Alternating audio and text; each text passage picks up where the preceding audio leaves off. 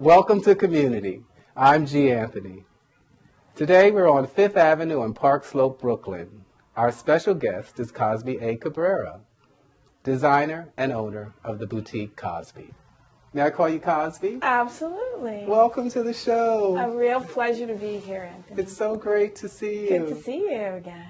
So tell me how you got your start in fashion design. Well, it's really interesting because it has in no wise been a linear path, Anthony. I'm trained as an art director, and I did music packaging for a number of years for Atlantic Records and Sony Music, and I left that to make these handmade dolls, which are called Munecas, which simply means dolls in Spanish, and that really garnered a great deal of attention, and people were really excited about them because they were absolutely stunning, they were beautiful, and they represented sort of the beauty of what it means to be a black person, and just very celebratory in every way.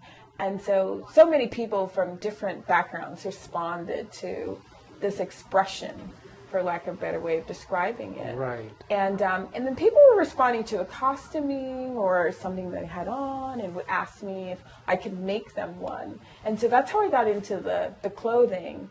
And when I opened up the first boutique, it was primarily the dolls and very much a little bit of children's clothing. And you were featured by another well-known person in media, weren't you? You might be referring to Oprah. Yes. Our beloved Oprah. Yeah. And how did that all come about, and what was that?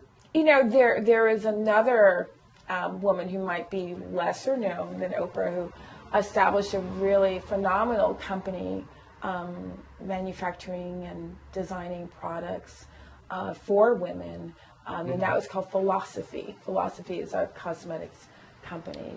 She's since sold her company. Has gone on to do other things, but she felt that Oprah had been so good to her and good toward the trajectory of her company that she wanted to give Oprah a little gift for her birthday, and she had purchased several dolls for me and didn't necessarily disclose who they were for until much later when she called in to order another, a bigger doll, for lack of a better way of describing that particular doll. And so that's when she said, I'm really doing these for Oprah because I want to express my gratitude, and I love her and would love to, present this to her for my birthday. And so a few days later, the phone rang, and it was, "Hi, this is Oprah." Of course I said nothing. So she said, "Oprah Winfrey." Oh, okay. Well, that's different. Yeah. Wow, that's really amazing. So I believe she loves her dolls. Oftentimes when she shows her home and and its beauty, she'll show one of the dolls. Yeah. Wow. Yeah, particularly one that she elected to place underneath. She has a beautiful painting of it's a little black girl from the turn of the century, and she's holding a little white doll, And so that painting is in graces her library, and, this larger cheer doll is usually seated right underneath that particular painting. That's amazing. Yeah. We're in the middle of Fashion Week. Yeah, we just happen to be Yeah. at the time of taping. Exactly. So, do you find yourself in line with current trend, or? It's interesting. I think it's important to be relevant, and we're designing for a customer. She's a woman, and she should be relevant. You're right. To be heard, to be able to influence, to be anything. And then we also, our women are, I think, more powerful even than the clothing. So it's the clothing, they are wearing the clothing isn't wearing them. So that's like really what I'm noticing as, sort of more or less our particular customer. I remember the very first sort of item, someone came in, a very special customer of ours who's continued to, be in relationship with us. And she looked at it. It was a children's skirt, And she tried it on, just had a drawstring with a bustle back so it could accommodate her girth. And she tried it on and she goes, I'll take it.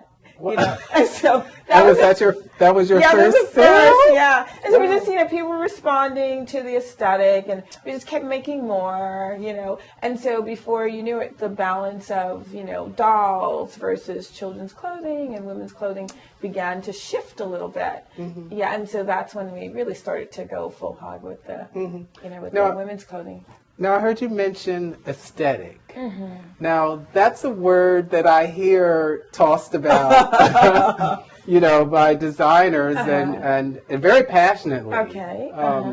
So, can you educate me as just a regular consumer on how an aesthetic is established with a designer? I think aesthetic is something that each of us have, and it's informed in so many ways. It's informed by the very things that we see as young children even. It's like what we're exposed to visually and what we find that in some way resonates with us, that we can actually declare that something is beautiful. And I think it's broader. It's broader than, that's why we can go to India. We may not be from India, but we can see a woman in her native costume and say, oh my gosh, she's beautiful, even though she's not familiar to us. Right. But I think when things are sort of the very best of that particular world or that particular, even culture, it's like everybody responds to it and can appreciate it and say, wow, that's really beautiful. Right. Yeah. It's just sort of like something that doesn't fit into any particular box or any particular design. Yeah, and it's unique. It's unique and it's really specific. Do you design every dress? I do. I do all of the design. You do all of the design. Yeah, I do all of the design. I do all of the pattern making as well. And I do all of the draping and the cutting and so the help comes with the actual stitching, the sewing. Right, bringing it all together. Yeah, bringing it all together. Wow. Yeah. And that's... And I'd like to talk more about your personal point of view and what informed that in your early years. Right. I can't say that I can pick at one specific thing, but I am reminded, my father's no longer here, on this earth, but he had incredible taste, And so just his choice of his very tailored, jackets and, and the slacks and the choice of, ties, everything was extraordinarily well made. And he wasn't a shopaholic and neither was my mother, but everything that they chose was just very well chosen. And so it's almost like they were curating in a sense, So it wasn't about a whole lot. It was just about things that were really good, that were of a very outstanding quality, that they knew that they would be able to turn to year after year, which is very different from what we are finding with some of the bigger box stores. It's really about what's disposable. It's like what can be turned around really quickly, what's for a particular event, and you don't have to wear it twice because it may not launder. And so you may not have it twice, That is so true, yeah. And I'd like to go back and talk about, or have you talk about, your inspiration for the dolls. Well, it was very specific kind of inspiration. One, I wanted to make something that I could actually think about the content in a way that I couldn't as an art director. As an art director, I was assigned an artist. So one day it could be Yo-Yo Ma, the next day it could be, some up and coming, emerging rapper. It could be anybody. And so the content varied, tremendously. And I wanted to be able to sort of more or less develop what I felt was inside of me to express that and to claim ownership over it. And so that's what the dolls were about. and I wanted them specifically to be black dolls because I was going to a number of antique shows, and a lot of the black dolls I saw that were made even in the 30s and and 40s were not made with any real love or grace, and I thought the earth should open up today, and all they could find to show from an archaeological perspective, to show that black people have walked the earth, and this is all they could dig up. God help us. Right. And so my thought was that I wanted to make the dolls that I wanted to see, that were beautiful and that had an aspect and an element of grace to them, and that represented me. And that represented you. Exactly. Yeah. So that was the inspiration for the making of the dolls. That's amazing. Yeah. And so inspiring, and it all comes back to the love and the energy that it's about love. Yeah, it is that we put into our work and just being. And what did it mean to you to be able to have the freedom to really express that? Because a lot of people may have that creativity. We all have it. We all have that creativity within us. We do. But having the ability to, or the freedom to express that. I think freedom is never granted, to be honest. I think freedom is taken. Freedom is taken. I believe there's a difference between freedom and liberty, Your hands could be bound, but that doesn't mean that you're limited. It just means that your hands are bound, And I think of someone like a Viktor Frankl who survived Holocaust, and was in a climate in which there was no liberty or freedom to speak of, and people would wake them up very harshly in the morning, and he decided he was not going to wait for them to wake him up. He would wake himself up before they got to him, so they wouldn't have to wake him up, And while everyone's body was deteriorating from lack of nourishment, he went ahead in his little area, did his push-ups and sit-ups, and and he would rehearse passages of scripture in his mind to keep that active.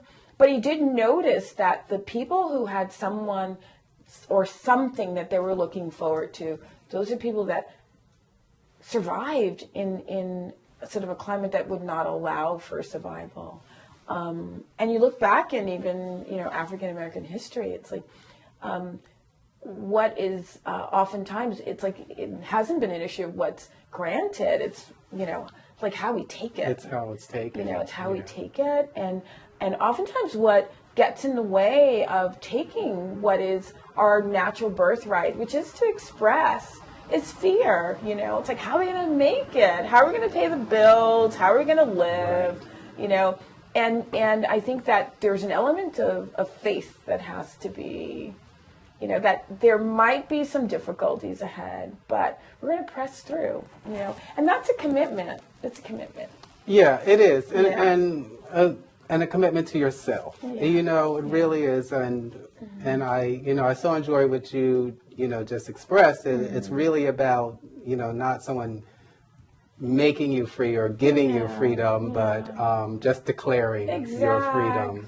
And this is something that I want. This is something that I want to do. This is something that I want to have. This is something that I want to share. Right. And not everybody has to do it in a crazy way that, say, I did it. I mean, I quit my job and they said, are you sure? Are you sure about this? You can do it part-time, you can grow it, but it's very much about cultivating it, because it's going to show up not as a full-grown plant that is recognizable even to the people around you. It's going to show up as a seed. And you can look at seeds in a drawer and say, well, what are these? Because you can't tell what they're going to be. Right. You don't know that the acorn can be an oak tree. It's like just by looking at an acorn. So it's going to show up really small, and it's going to show up seemingly insignificant. But the whole idea is to water that thing, to care for it, to protect it, you know, to plant it, to put it somewhere, To to actually do something plant it, and yeah. to take some action, you know, and the action that you can take. And so maybe it's after hours action, you know, maybe it's weekends action, you know, but to give it something. And then it's got to live out in the marketplace, because you could think you're brilliant. You could think that, you know, you could think that you're sort of the best gift ever, but there has to be a transaction that occurs. It's like, it's got to be shared. People have to be able to Respond. To respond. Exactly. Yeah. And then, like, in that response, something else occurs, because there's going to be a feedback loop, you know, and there has to be a little bit of listening, you know, and a little fine tuning and adjusting that occurs. So it's all process. It is all Yeah, it process, is. which makes the the journey so even the more worth taking is just to enjoy the journey and to enjoy the process of developing something, and like as it were a child, this is my baby and I'm growing it, and and who and I think knows it's what that's going to wonderful. be, you know. Who knows what it could turn into, or who it could become. So let me ask you about a woman who I think is just such a wonderful example of an everyday woman who has just allowed her, life and her truth just to expand worldwide.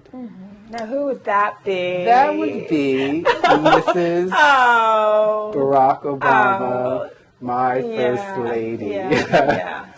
And It's very special to all of us, to all of us, and I wouldn't even say just in this country, but like all over the world. all over the world. Yeah. And her style. Yeah.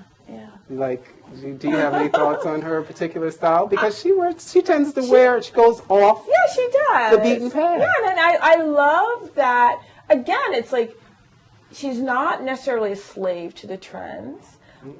She goes for the things that look well on her.